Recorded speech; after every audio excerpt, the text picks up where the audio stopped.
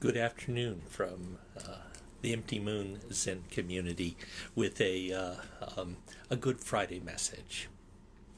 I'm a child of the West. I learned to read from an outsized Bible resting on my grandmother's lap, a big illustrated King James version of the Bible. I'm fond of saying how to this day Jesus and the Marys all crowd up together in my dreams. It's true. Unlike many of my friends, I've never been angry at the church, either its institutions or its messages. I simply found I could not believe the religion I was taught. Specifically, I could not believe in a God that was painfully, obviously, a larger human stuck up in the skies. People would say, "Look to the astonishing beauty of the world," and then ask how I could not see a designer. I certainly saw the astonishing beauty, and I also saw the numberless horrors. And facing into it all, both the good and the ill, I felt some power, enormous, unspeakable power. But to then suggest some bigger and better and even more mysterious human as that power just seriously seems something extra. And I am ever wary of extras. Occam's famous razor is not always right, but usually, the simpler explanation is going to be the likely one. And I saw no explanation for the rising of the worlds that needed a human-like consciousness directing it. So, in my late adolescence, I left the Christian churches. And I began a journey, my journey. Along the way, two things captured me and held my attention for the larger part of my life. The first was Zen Buddhism. Its profound teachings, which are summarized in the Heart Sutra, and that line, "Form is emptiness, emptiness is form," became a pointer for me. Through a combination of a spiritual discipline rooted in silence and presence, and the relentless pointers of Zen's koan tradition, anecdotes that invited my heart and my mind, I learned what those words, form and emptiness, meant in the sense of someone drinking water and knowing for themselves whether it is warm or cool. Today, I am a Zen priest and a teacher of the Zen way. But there has always been that other thing. After a few years in a Zen monastery where I learned both the rudiments of the discipline and the limitations of human beings, whether they had insight or not, I began a second, broader quest. I was working in a bookstore in San Diego when I stumbled across a 19th century pamphlet titled On Unitarian Christianity. It was written by a New England divine named William Ellery Channing, and it opened doors for me. With a few false starts, I ended up following what would be the primary course of my life. I worked as a Unitarian Universalist parish minister, while for many years also continuing my Zen practice, particularly focused on koan introspection, guided by a lay Zen master. I wrote a sort of memoir, "If You're Lucky, Your Heart Will Break," in which I recount that dual path, my personal way between. It's still in print if you want to check it out. Essentially, I find that the deeper currents of the real can never be captured by any human enterprise. Not religion, not science, but those things, and literature, and art, and psychology, all touch aspects of it. We are, all of us, like those blind men touching Buddha's famous elephant, stroking a flank, embracing the trunk, tugging on the tail. But as Paul sings to us, it is through a glass darkly. The difference is that for Paul, he thought there was a later time when it will be clear.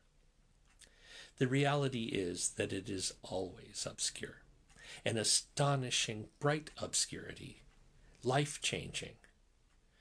The truth is, however, that our insights are almost always seen from the corner of the eye.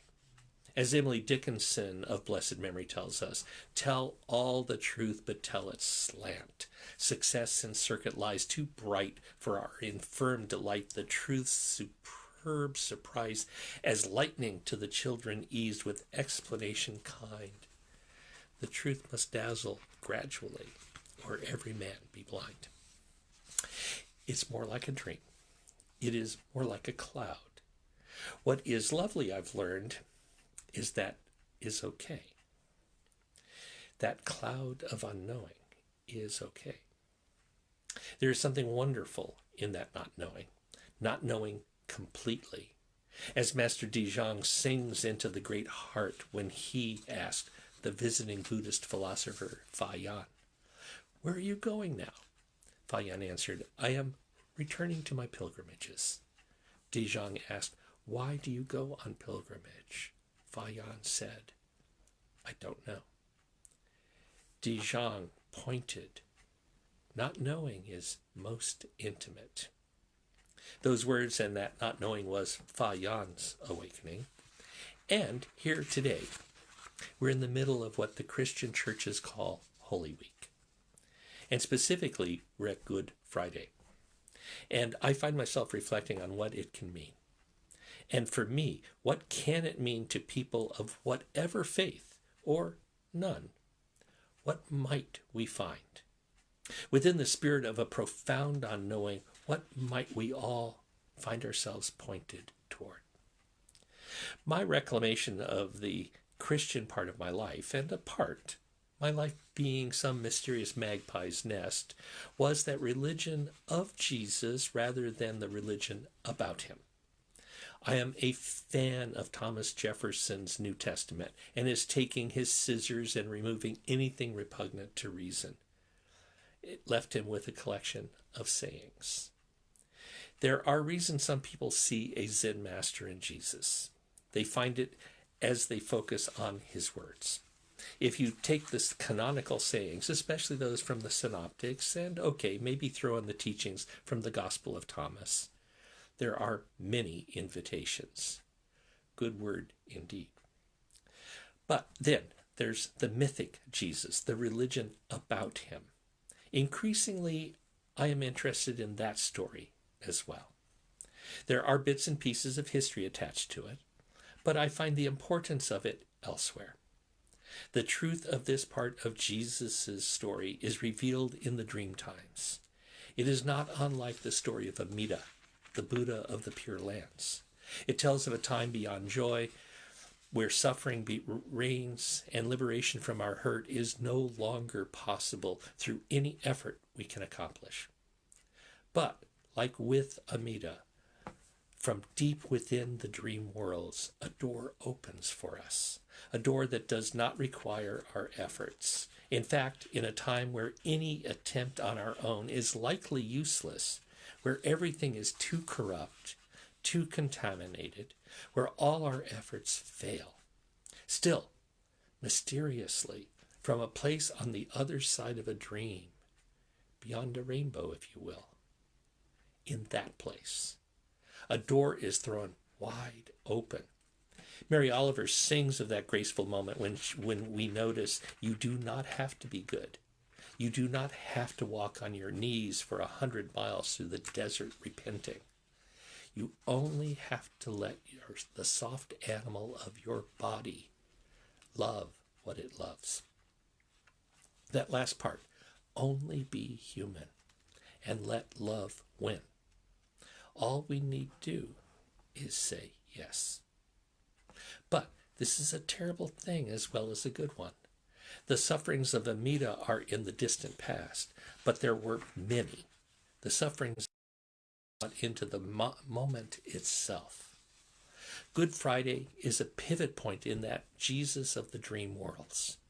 Worlds that touch this one enough so that we can smell the heat and taste the dust of Jerusalem. There was before this a triumphant entry into the city, although marked with hints of something more complex, less triumph and more adventure into the valley of the shadow. He goes to the temple and drives out the money changers. Then there's a meal, and foot washing. Somehow that last part becomes background in this telling and retelling. And then today, Good Friday.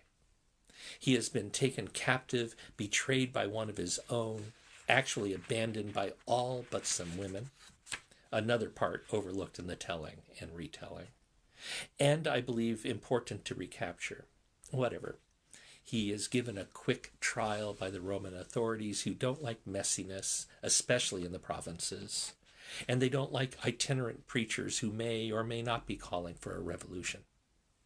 And with full-on support from the religious authorities, he is tortured, made to drag a cross out of town, unceremoniously nailed to it, and hung up to die.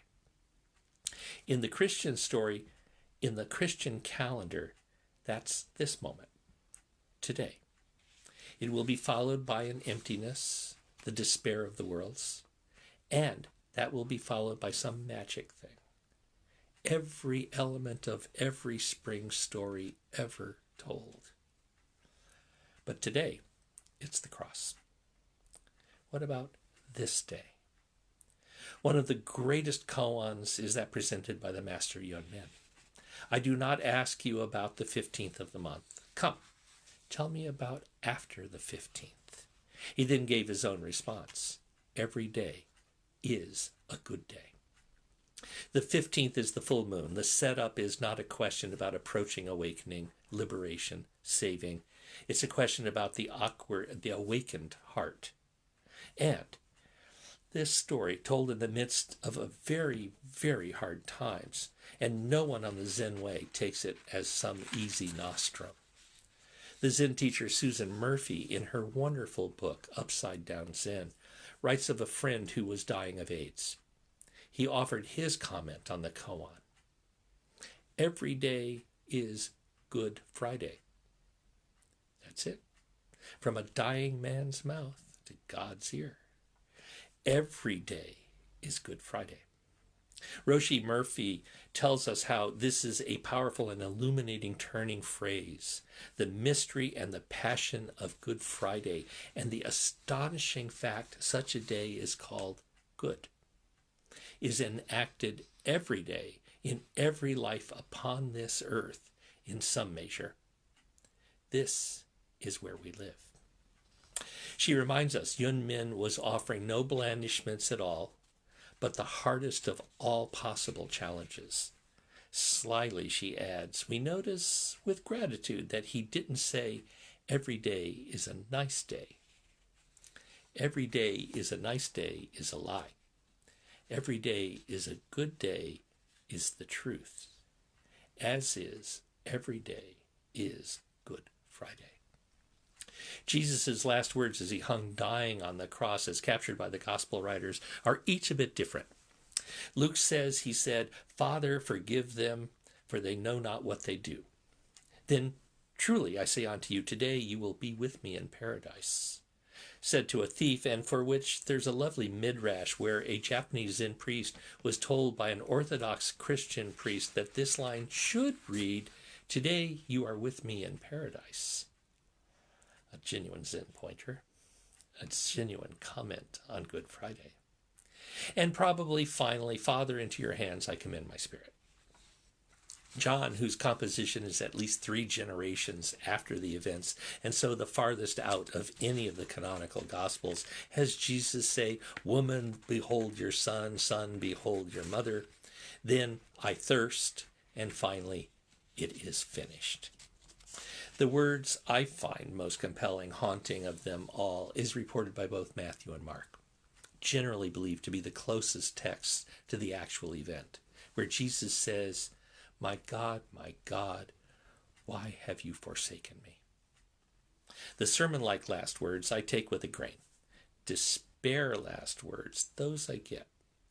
When the great Zen master Yanto was old, his monastery was sacked by bandits. One of them stabbed him. It is said his dying scream could be heard 10 miles away.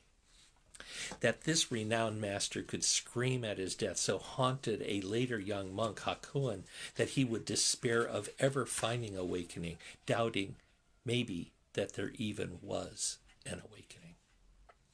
Hakuin would eventually see through to the heart of the matter, and it could be found in that scream. And our own saving can be found in those last words, my God, why have you forsaken me? Now, Christian thinkers have had a terrible time trying to put this story, all of it, from the entry into Jerusalem to this horrific death, and then to a story of resurrection, into some clear, neat box. In fact, there are to this day contending explanations, what they call doctrines of atonement. Few of them square.